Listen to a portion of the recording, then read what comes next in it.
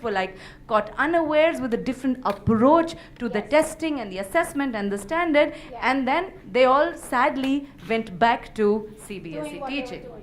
So what are your thoughts and comments and experiences specifically from Hong Kong or from the part of the world you work in? How did policymakers react to these new changes and new trends which were being adopted the world over? Were they very quick to adopt it? What happened? Yeah? Sure. I can talk about Hong Kong because that's where I am most of the time. Hong Kong schools and universities are very quick at adopting whatever's happening. They want to be at par, and so they make sure that their educators, in fact, they get money to go and attend as many conferences around the world so that they can learn and bring back their wealth of knowledge so that change can take place, and change takes place very quickly. There is no bureaucratic hassle or anything of that sort. So Hong Kong is one, like I said, it's a model example. But when working with schools in China, yes, things are rather slow. But then again, they were slow up until 10 years ago. And after 2002, China is also changing. And in fact, now they have taken Hong Kong as a model, and they're just replicating it, whether education, infrastructure, government policy, whatever. So they are replicating Hong Kong. Now when I go to Shanghai or Beijing, it doesn't feel like I am in mainland China at all. But your questions, there are two levels, right? A is schools where they have to follow the public exam system. In Hong Kong, it's the same. They have to follow the DSE exam system, but they still want their students to be a part of the global change that's happening, right? So what they do is they select modules, classes, that give those students flexibility to interact with people all over the world. And this they don't do as extracurricular. It is in part as part. It is not additional. So for teachers, it's not additional. For students, it's not additional. It's not affecting the public exam, and they are not feeling left out. They are still part of the globalization of education. But in the universities, Harbin, it's different. It's more flexible, because in the universities, the professors there, they have lots of flexibility to choose, select, design, deliver the way they want. So the panel, the group of us, like, because I'm a part of it, when we design the fashion communication courses, we sit down and we select and we call our colleagues from various parts of the world, people we have met in the conferences, and we say, look, this is our idea, what do you think? We share ideas, we have Skype meetings. Then we look for, when I said Skype, because we look for people to sponsor us, like for this program, Skype sponsored us, and so we get many free hours, and we don't get interrupted, so we know that the students are going to take their time, so we're going to have 3 hours class. So every week, sometimes I don't go to the office, I just sit on my bed and I'm taking my class. There's this flexibility, there's another colleague, because of the difference in time. So we do that, we do this, and then they get credit. They all get credits, you know how. So that is why it is in the system. I can't talk much about the policy or how it can be. Perhaps Neelam can talk about it. So that's how. I just want to tell Harbin has raised the issue, and Yes. I was just going to add Yeah. that in India we have to follow it because we are a very big nation. Of And Hong Kong So is cannot China. be India, and India we have we have a big disparity in what is being taught in Vasant Valley and what is being taught in a school in a village, so the government's policy is basically to make it all inclusive so that everybody has the same chance. So that's why probably the Vasant Valley had to come back to CBSE system. But now there is hope with the skill being recognized as a institution in itself. Yeah. So I feel that there is always a hope out of nothing. Yes, of course, of course. So But in India we are also going to be, looking up to this challenge. And I can see, being my husband being the minister, I see him bogged with so much work. So many people come to meet him. It's a very exciting topic, this skill, and lots of people want to get into it. And that only means that this was there and it was just there to take it up. And I'm sure because people are there now, the service providers are going to be there. There are going to be enough students to take it on, and this is the way the approach is going to be, because 12 years of study in a school may not give you a job, but 12 weeks of a training in any skill can land up you with a job and a secure future. Yeah. So there is a hope. Absolutely, absolutely. You know, I think I've taken better part of the time as well already, and I've just said what I had to say.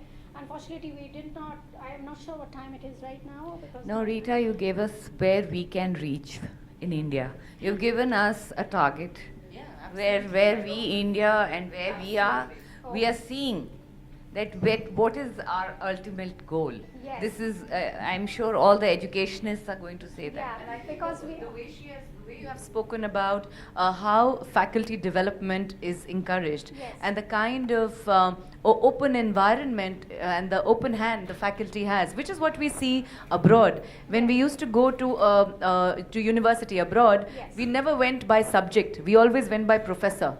I'm going to attend Professor Rita Vyas's class because I enjoy her classes, because she makes me feel. So it was always about the teacher, that the teacher was leading that creative energy. It was never physics or life skills or anything. It was like, oh, I like being with this teacher because he or she brings a certain energy, a certain Yes. passion, and that can only come if the teacher has a way to like you said, open the mind, Yes. connect with people, have connections, Yes. and energize that very source of Yeah. of the facilitator, the teacher, who is in the middle of all these growing influences. Yeah. So that was a great thing you said, Agree. and that's what we need to because do. teachers are digital migrants, and that's why we as teachers try to look for ways to get away from technology, but you just can't help but learn it. We are migrants, so we have to learn.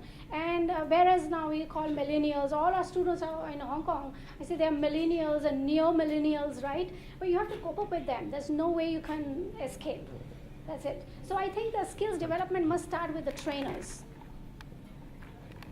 And Charles. that's exactly the point which I wanted to make, because Yes. I just wanted to quickly tell, just share my experience. Yes.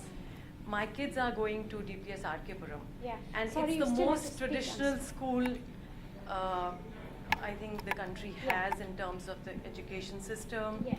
It's still driven by old school thought wherein, subjects have to be taught in a certain way, Yes. and they are, every Monday, for example, is a test, so Sunday is gone completely for us. So it's the same system which has been going on continuously for years. Yes.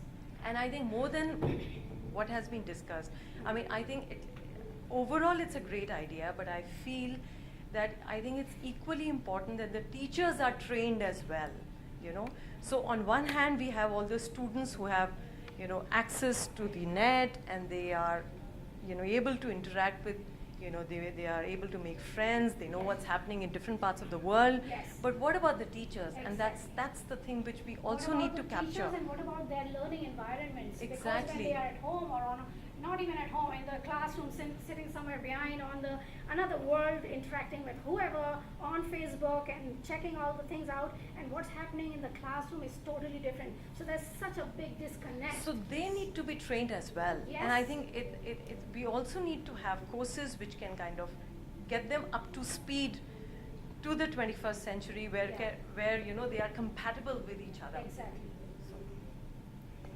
I know it's running out of time. It will be quick. Being a foreigner, I want to ask to Indian educators. I know Indians are known for education. They are crazy about education. But I heard that even though there are a lot of youth with college degree, they are unemployable. They don't have skills. They're not qualified to hold a job. But being an educator, I think you must have some idea why. I think in continuation of your opinion too. But I like to hear from the educator what do they think about this? Because of lack of skills.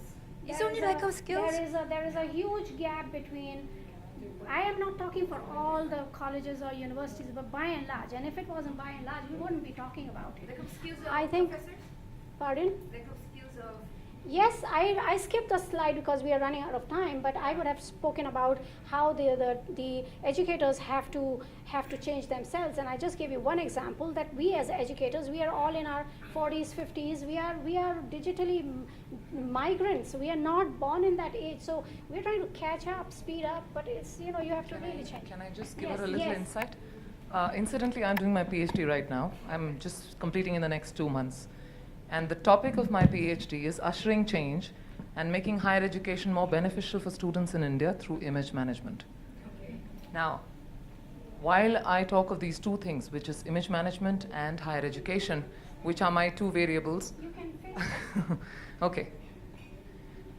So typically in research parlance, you have an independent variable and a dependent variable. So I have been exploring higher education in depth for the last 4 or 5 years, and image management, which is the other core area, which is the dependent variable.